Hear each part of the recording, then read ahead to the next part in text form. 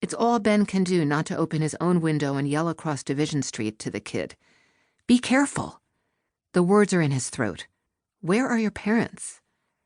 But he can see the parents, too. The entire house, except for the boy's room, lit up in the night like a love letter to Con Ed. The mother sits at the kitchen table, bent over a magazine, a wine glass near her elbow. The shape of the father can be made out in the gym they built over the garage.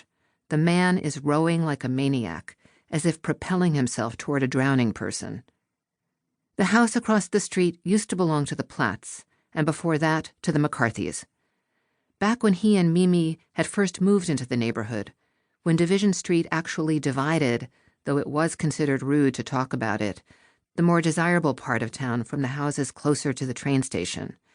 There were no home gym additions, no pool houses like the one that seemed to spring up overnight behind the Berkelhammers' old house, no outdoor fireplaces and elaborate sound systems built into mossy stone walls. A lone car slowly makes its way down Division and turns on Poplar.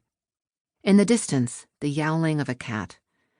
The stiff leaves from the holly bush scrape against the kitchen window downstairs.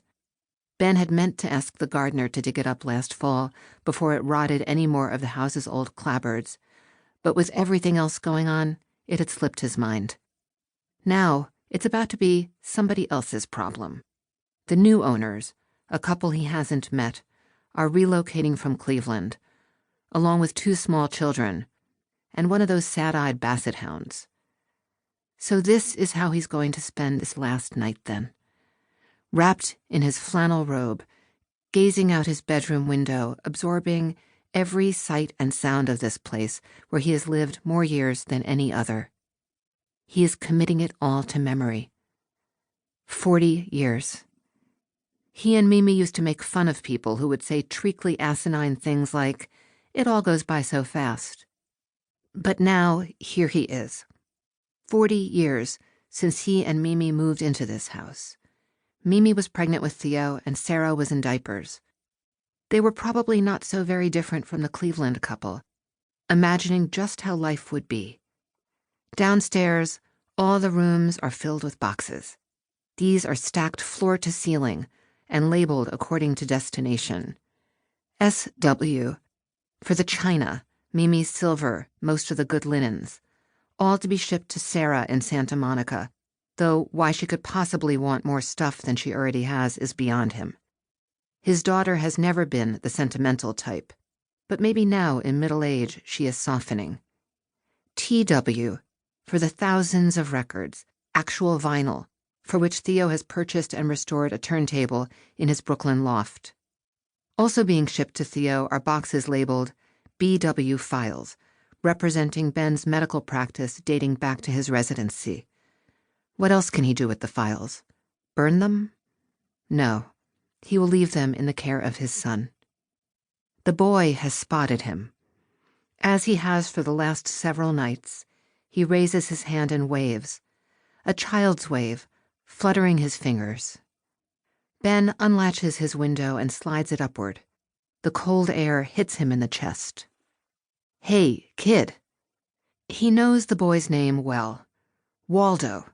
A hard name to forget, but it feels too familiar to use it.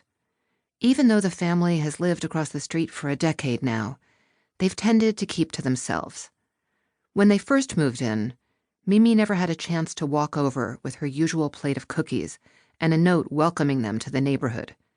She used to keep copies of a list of helpful hints. The A&P on Grandview gets its fish fresh from Fulton Street. The second-grade teacher is a weak link, but Mrs. Hill, who teaches third, is a gem. Ben can see Mimi still, as she was during those years of what they now call parenting, as if describing an activity like jogging or hiking. Her wavy dark hair piled into a messy knot, her long legs tucked into ski boots, her easy laugh. These folks leave first thing in the morning, the father in a brand new Lexus hybrid, the mother in a Prius, cars that don't make a sound. And as dusk falls, they return, gliding silently into the garage, the automatic doors closing behind them. The boy doesn't play on the street the way Sarah and Theo used to.